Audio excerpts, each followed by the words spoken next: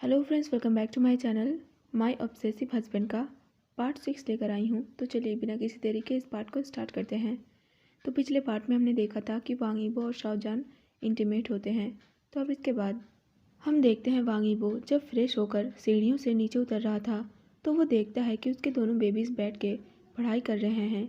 यीबो उन्हें देख कर मुस्कुराता है और सोचता है जान ने वाकई में उसके बच्चों को बहुत अच्छे से संभाला है, क्योंकि चाहे उसके बच्चे चाहे कितना भी क्यों ना खेलें, जब पढ़ाई का टाइम आता है तो वो ठीक अपनी टाइम से पढ़ने बैठ जाते हैं। इसके बाद ईबो मुस्कुराते हुए जाकर फेन और वुजियान के बगल में बैठ गया। वुजियान और फेन जैसे ही अपने डैड को देखते हैं तो वो पढ़ना बंद कर देते हैं। इसके बाद वुजियान अपने डैड वांग ईबो से पूछता है, गुड मॉर्निंग पापा, क्या मम्मी अभी भी सो रही है? उसका सवाल सुनकर वांग ईबो उसके बालों को रब करता है। इसके बाद ईबो जवाब देते हुए कहता है, गुड मॉर्निंग, और हाँ मम्मी अभी भी सो रही है।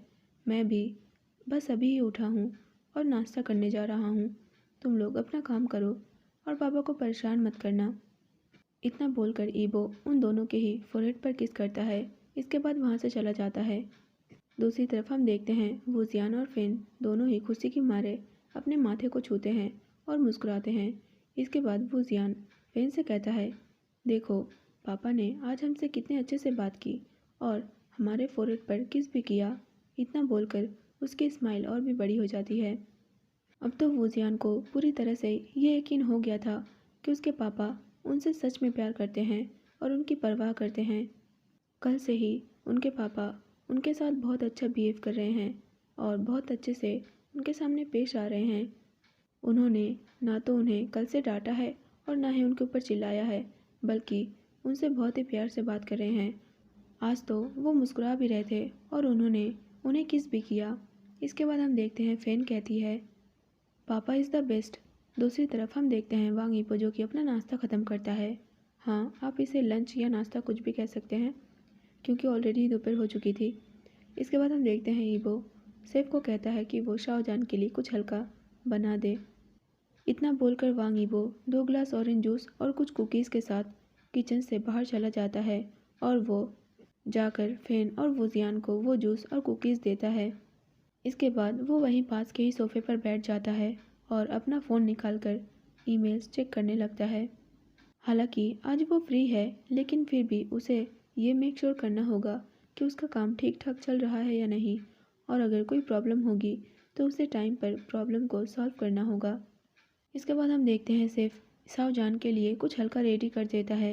ईबो वो खाना लेकर ऊपर चला जाता है, जहाँ वो रूम में जाकर देखता है कि जान अभी भी शांति से सो रहा था।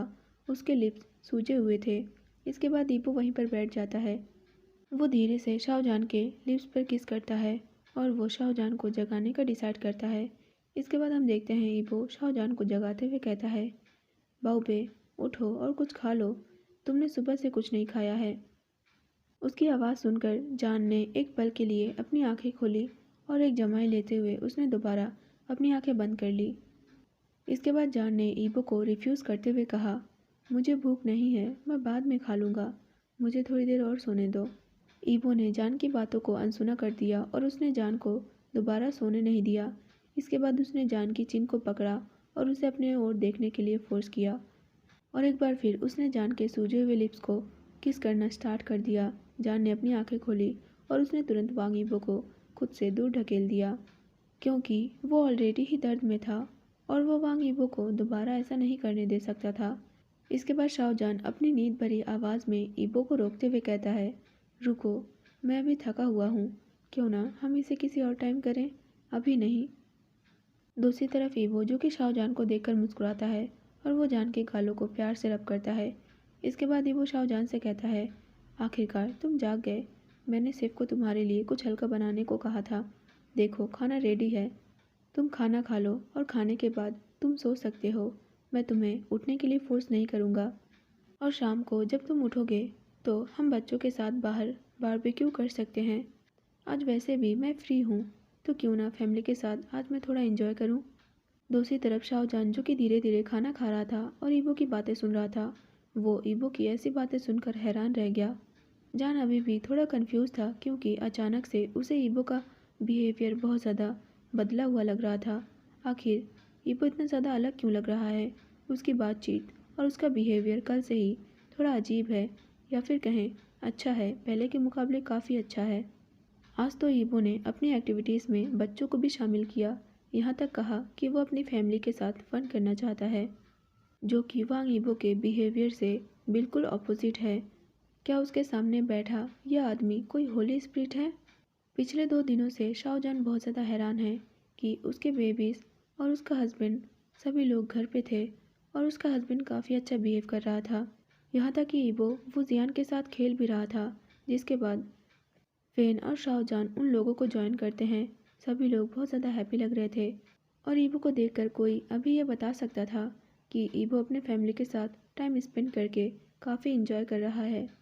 ऐसे ही 2 दिन बीत गए। वीकेंड ऑलरेडी ख़त्म हो चुका था।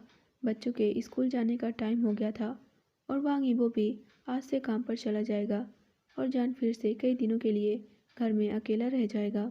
खैर, अब शाहजान के पास भी संभालने के लिए एक बिजनेस है और जब तक वो घर में अकेला रहेगा तो वो वांग ईबो की नज़र से बचा रहेगा और अपने बिजनेस की प्रोग्रेस को देखता रहेगा और उस पर काम करता रहेगा। हम देखते हैं मॉर्निंग हो गई थी। वांग ईबो उठता है और वो शाओजान को भी जगाता है क्योंकि वो जान के साथ बात लेना चाहता था। हालांकि जान बहुत ज़्यादा आलसी महसूस कर रहा था, लेकिन फिर भी वो मान गया और एक बार फिर ईबो के साथ नहाते टाइम उन दोनों ने फिज़िकल रिलेशंस बनाए। हालांकि वो दोनों ज़्यादा देर तक फ़न नहीं कर पाए क्योंकि बच्चों के स्कूल जाने का भी टाइम हो रहा था। दूसरी तरफ ब्रेकफास्ट जो कि ऑलरेडी तैयार हो चुका था, जैसे ही वुजियान और फेन अपने मॉम एंड डैड को देखते हैं तो वो दोनों उठकर अपने मॉम एंड डैड को ग्रीट करते हैं और खाने के लिए बैठ जाते हैं। ईबो कुछ मिनटों तक अपनी वाइफ को देखता है और आखिरकार वो उससे बात करने का डिसाइड करता है। ईबो शाओजान से कहता है, बच्चों को स्कूल जाने के लिए तुम मेरे साथ चल सकते हो। इस तरह तुम उनका स्कूल देख पाओगे जहाँ पर वो पढ़ते हैं और अपने मन में कोई गलत विचार मत लाना। अगर तुम अच्छा बिहेव करोगे तो मेरे आसपास ना होने पर तुम उन्हें स्कूल छोड़ सकते हो या फिर उन्हें स्कूल से ला भी सकते हो। लेकिन अगर तुमने मिसबिहेव करने की कोशिश की तो तुम्हें इसका अंजाम ज़रूर पता होगा। दूसरी तरफ शाओजान, जो कि वांग ईबो की बातें सुनकर बहुत ज़्यादा हैरान था क्योंकि उसे ऐसा लग रहा था जैसे कि अब उसके सपने धीरे धीरे सच हो रहे थे।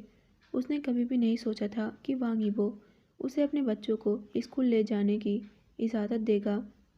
वो सालों से वांग ईबो के साथ रह रहा है, लेकिन आज अचानक ईबो के बदले हुए बिहेवियर से वो बहुत ज़्यादा हैप्पी महसूस कर रहा है।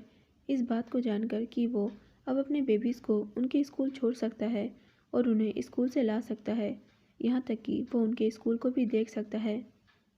दूसरी तरफ वुजियान और फेन वो दोनों भी बहुत ज़्यादा हैप्पी थे क्योंकि आखिरकार उनकी मम्मी उन्हें स्कूल लेकर जा सकती हैं। टाइम स्किप होता है। हम देखते हैं शाओजान और ईबो मिलकर ऑलरेडी ही फेन और वुजियान को उनके स्कूल छोड़ देते हैं और वांग ईबो वापस शाओजान के साथ घर आता है और जब वो मेक श्योर कर लेता है कि जान घर पहुंच गया है तो वो ड्राइवर को कॉल करके उसे कंपनी ले जाने के लिए कहता है। ईबो, जिसे कि ये लगता है कि अगर शाओजान उसके पास नहीं रहेगा तो जान अनसेफ रहेगा और साथ में ईबो बहुत ज़्यादा जेलस टाइप का है, इसीलिए जब भी शाओजान कार के अंदर होता है तो वो कार को खुद ही ड्राइव करना पसंद करता है।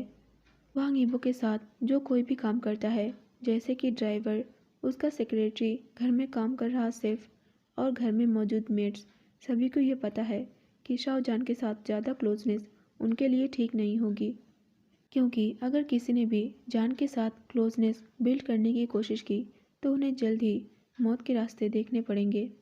ऐसे ही टाइम स्किप होता है। हम देखते हैं दोपहर हो चुकी थी। वांग ईबो, जो कि बहुत ज़्यादा काम में बिजी था और आखिरकार उसे जब टाइम मिला तो उसने अपना फ़ोन ओपन किया और शाओजान को देखा कि वो अभी क्या कर रहा है। जब उसने देखा कि उसका पार्टनर अपने काम में बिजी है तो ईबो मुस्कुराया। शाहजान को देखते ही ईबो के शरीर की पूरी थकान जैसे गायब भी हो गई थी और वो फ़ोन की स्क्रीन को छूता है, मानो वो स्क्रीन से ही शाहजान की रियल बॉडी को छू पा रहा हो या फिर जान को असली में छूना चाहता हो। लेकिन तभी अचानक ईबो के ऑफिस रूम के डोर पर दस्तक होती है। ईबो अपने सेक्रेटरी को अंदर आने के लिए कहता है। ईबो, जो कि अभी बहुत ही स्माइल के साथ फ़ोन की स्क्रीन की ओर देख रहा था, उसका चेहरा अब बिल्कुल सीरियस हो गया था। या फिर कहें बिल्कुल कोल्ड और एक्सप्रेशनलेस हो गया था। दूसरी तरफ सेक्रेटरी, जिसे कि इसकी आदत थी, वो बिल्कुल भी ईबो के एक्सप्रेशन से बहुत ज़्यादा शॉक्ड नहीं हुआ। उसे पता है कि एक पल उसके बॉस मुस्कुराते हैं और अगले ही पल उनका फेस बिल्कुल स्टिफ और कोल्ड हो जाता है। इसके बाद सेक्रेटरी अपने काम को करते हुए ईबो को इन्फॉर्म करता है, बॉस, सियाओ कंपनी से कोई आपसे मिलने आया है और वो नए प्रोजेक्ट के बारे में कुछ डिस्कस करना चाहते हैं। उसकी बात सुनकर वांग यीबो थोड़ी सीरियस टोन में कहता है, मैंने तुम्हें पहले ही यह ऑर्डर दिया था कि सियाओ कंपनी में अगर कोई भी बातचीत हो तो उसका ध्यान तुम्हें रखना है और मुझे सिर्फ तभी इन्फॉर्म करना है जब कोई बहुत ज़्यादा इम्पॉर्टेंट बात हो। उसकी बात सुनकर सेक्रेटरी ईबो को इन्फॉर्म करता है, बॉस, मैंने उन्हें पहले भी ये बात बताई है, लेकिन फिर भी बाहर जो लेडी मौजूद है वो खुद को बता रही है कि वो मिसेस शियाओ की सौतेली बहन है और वो आपसे मिलना चाहती है।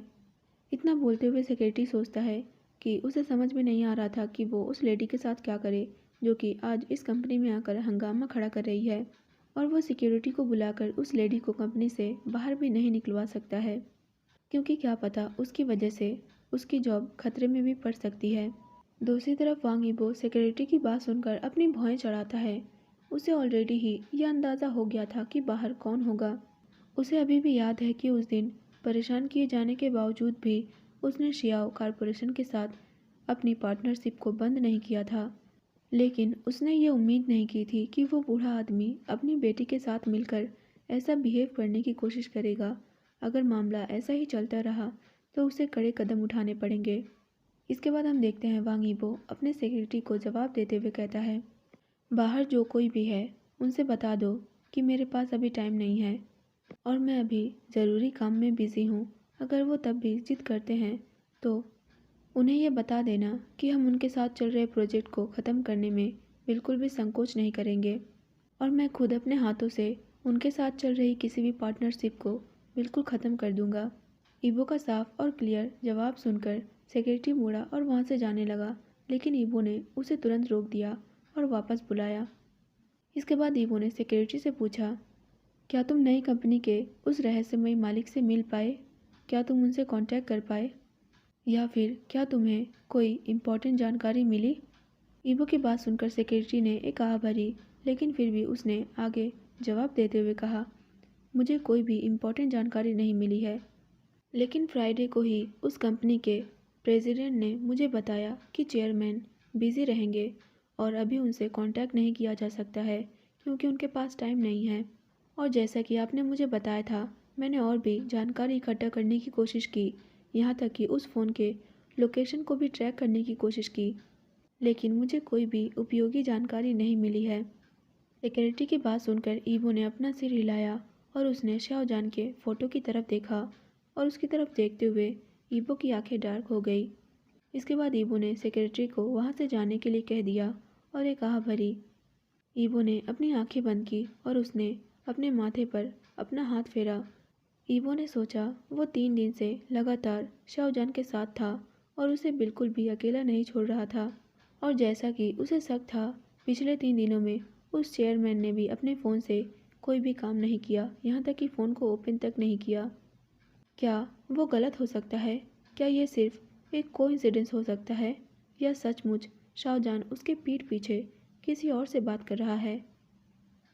क्या शाओजान उससे कुछ छिपा रहा है? इसी बारे में सोचते हुए ईबो अपनी और भी गहरी सोच में डूब गया।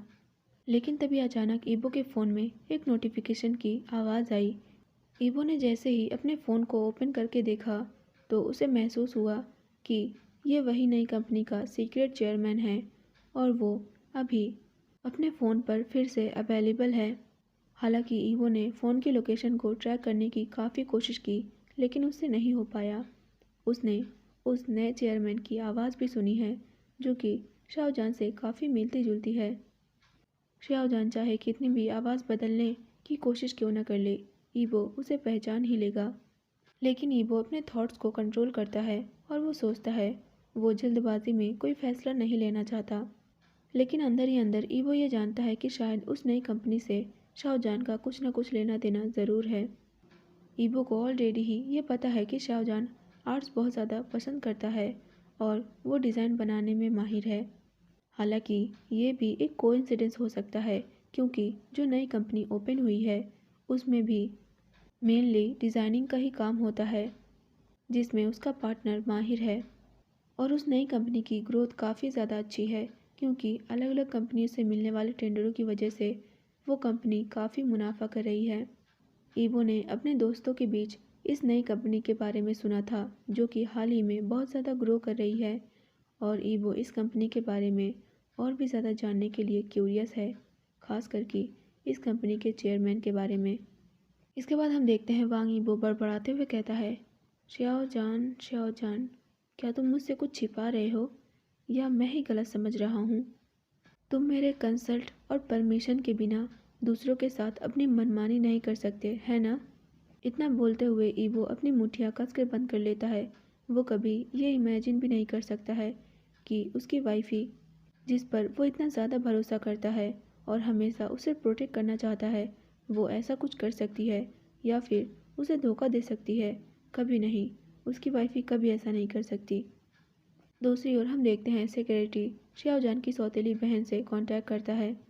सेक्रेटरी अब पहले की तरह बहुत ज़्यादा वरीड नहीं था, क्योंकि उसे अपने बॉस से डायरेक्टली ये परमिशन मिल गई थी कि क्या करना है, और अब वो इस बिगड़ी हुई बदतमीज़ लेडी को हैंडल कर सकता है, जिसमें बिल्कुल भी मैनर्स नहीं है। इसके बाद हम देखते हैं सेक्रेटरी, जो कि मारिया के सामने था, उसने मारिया से बात करते हुए कहा, माफ़ करना मिसेस, अभी मेरे बॉस बहुत ज़्यादा बिजी हैं और वो अभी किसी से भी नहीं मिल सकते हैं। अगर आपने यहाँ पर और ज़्यादा हंगामा खड़ा किया तो मुझे यहाँ पर सिक्योरिटी गार्ड्स को बुलाकर आपको बाहर निकलवाना पड़ेगा। साथ में हमारे कॉरपोरेशन के चल रहे प्रोजेक्ट्स को भी बंद करना पड़ेगा, जो कि अभी रन कर रहे हैं। लेकिन अगर आपको फिर भी प्रोजेक्ट्स के बारे में कुछ बात करनी है तो आप मुझसे बात कर सकती हैं, और इस बारे में मेरे बॉस को परेशान करने की कोई ज़रूरत नहीं है। सेक्रेटरी की बात सुनकर मारिया का चेहरा पीला पड़ गया। वो जानती है कि अगर प्रोजेक्ट बंद हुए तो वो ज़रूर मुसीबत में पड़ जाएगी। मारिया आज इस कंपनी में अपने फादर से बहुत ज़्यादा रिक्वेस्ट करने के बाद यहाँ आई थी, क्योंकि उसने अपने फादर से कहा था कि अब से वो प्रोजेक्ट्स को हैंडल करना चाहती है, क्योंकि वो भी कॉरपोरेशन को हैंडल करने के बारे में और भी ज़्यादा सीखना चाहती है और एक्सपीरियंस लेना चाहती है, ताकि वो फ्यूचर में अपनी कंपनी को संभाल सके और उसे फ्यूचर में कंपनी को संभालने में कोई परेशानी ना हो। साथ ही वो अपने लाइफ के उस प्यार को भी फॉलो करना चाहती है, जिसका नाम वांग ईबो है। और अगर वो प्रोजेक्ट्स को हैंडल करेगी तो उसे वांग ईबो से मिलने का और भी ज़्यादा मौका मिलेगा, और जिसकी वजह से वो एक दूसरे के और भी ज़्यादा करीब आ सकेंगे और एक दूसरे को बेहतर तरीके से जान सकेंगे। लेकिन उसने ये उम्मीद नहीं की थी कि प्रोजेक्ट में कुछ ऐसे शर्तें भी मौजूद हैं जो कि उसे नहीं पता थी। उनके प्रोजेक्ट्स को कंपनी के प्रेसिडेंट और सेक्रेटरी के अलावा दूसरा कोई नहीं संभालता है, और वांग ईबो सिर्फ तभी मौजूद होता है जब कोई सीरियस मामला हो और उसके ध्यान की ज़रूरत हो। इसके बाद हम देखते हैं मारिया सेक्रेटरी से कहती है, तुम्हें गार्ड्स को बुलाने की ज़रूरत नहीं है, मैं खुद चली जाऊंगी, लेकिन तुम्हें इसका पछतावा होगा। मारिया, जो कि लगभग सेक्रेटरी के ऊपर चिल्ला रही थी, इसके बाद वो अपना पैर पटकते हुए वहाँ से चली जाती है। आखिरकार अब जाकर सेक्रेटरी ने राहत की सांस ली और वो खुद को शांत करता है, क्योंकि इतने सालों में कंपनी के फील्ड में काम करते हुए उसने कभी भी ऐसा एक्सपीरियंस हासिल नहीं किया है जहाँ पर एक लेडी इतनी बुरी तरह बिहेव करती हो और बिल्कुल मैनरलेस हो। दूसरी तरफ हम देखते हैं मारिया, जो कि अपने कार में आ गई और उसने तुरंत अपने मॉम को कॉल किया और उन्हें सारी सिचुएशन के बारे में शिकायत करते हुए कहा, मॉम, क्या आप इमेजिन कर सकती हैं कि उस स्टूपिड सेक्रेटरी ने मुझे धमकाने की कोशिश की। वो बहुत ज़्यादा घमंडी है, यहाँ तक कि उसने मुझे वांग ईबो से मिलने तक नहीं दिया। दूसरी तरफ मारिया की मॉम, जो कि ये जानती थी कि उसकी बेटी का टेम्पर बहुत ज़्यादा ख़राब है, इसलिए उसने मारिया को समझाया और उसे बताया कि उसे उस सेक्रेटरी से ज़्यादा भिड़ने की ज़रूरत नहीं है। एकमात्र इंसान जो कि उसकी हेल्प कर सकता है वो है श्याओजान। अगर वो श्याओजान को अपने कंट्रोल में कर लेती है तो उन्हें अपना मुकाम हासिल करने में कोई दिक्कत नहीं होगी। और इन सभी बातों में सबसे ज़्यादा इम्पॉर्टेंट बात यह है कि उन्हें श्याओजान से बात करने का कोई तरीका ढूंढना होगा। अब हम दूसरी ओर देखते हैं शाओजान को, जो कि अपने कंपनी के प्रेसिडेंट से बात कर रहा था। ये प्रेसिडेंट कोई और नहीं बल्कि उसके बचपन का दोस्त वेन निंग है, जिसके साथ शाओजान ने बचपन से पढ़ाई की थी। शाओजान को अपने फ्रेंड वेन निंग पर पूरी तरह से भरोसा था और उन्होंने इस बिजनेस के बारे में सालों से सीक्रेटली प्लान किया था और आखिरकार 1 महीने पहले सब कुछ फाइनल हो गया और जिसके तुरंत बाद ही उन लोगों ने अपना काम शुरू कर दिया। हालांकि शाओजान बाहर नहीं जा सकता था, इसीलिए वेन निंग बाहर का सब कुछ संभालता था और अभी 1 महीने के दौरान उनका बिजनेस काफ़ी ज़्यादा अच्छा चल रहा था। हम देखते हैं कॉल पर शाओजान के साथ वेनिंग बात कर रहा था। उसने शाओजान को वार्निंग देते हुए कहा, शाओजान, तुम्हें केयरफुल रहने की ज़रूरत है। तुम्हारा हस्बैंड चुपचाप से तुम्हें या फिर कहें हमारी इस नई कंपनी को इन्वेस्टिगेट कर रहा है। मैं तुम्हें यही सलाह दूंगा कि केयरफुल रहो और अपना ख्याल रखो। शाओजान, जो कि वेनिंग की बात समझ रहा था और उसने हाँ में अपना सिर हिलाया। थोड़ी देर तक और वेनिंग के साथ बात करने के बाद उसने कॉल को डिस्कनेक्ट कर दिया और फ़ोन को बंद करके बहुत ही केयरफुली छुपा दिया, जहाँ पर वो हमेशा छुपाया करता है। उसने अपने इस नए बिज़नेस को शुरू करने में बहुत ज़्यादा मेहनत की थी और वो ऐसे ही चुपचाप बैठकर अपने बहुत ज़्यादा पोसेसिव और जेलस हस्बैंड को सारी चीज़ों को बर्बाद करते हुए नहीं देख सकता है। वो नहीं चाहता है कि उसका हस्बैंड उसके इतने लंबे टाइम से किए गए प्लान और मेहनत को ऐसे ही बर्बाद कर दे और वो चुपचाप बस देखता रहे। तो गाइस, आज के लिए बस इतना ही। आप लोगों को ये पार्ट कैसा लगा कमेंट सेक्शन में ज़रूर बताना और एक लाइक ज़रूर कर देना और जो चैनल पर न्यू हो प्लीज़ प्लीज़ प्लीज़ चैनल को सब्सक्राइब कर देना। साथ में अगर किसी को भी ये अंदाज़ा है कि ईवो आगे क्या करने वाला है या फिर जान के साथ आगे क्या होने वाला है, तो वो कमेंट में ज़रूर बता सकता है। फिर मिलते हैं इस एपिसोड के नेक्स्ट पार्ट में, तब तक के लिए बाय बाय।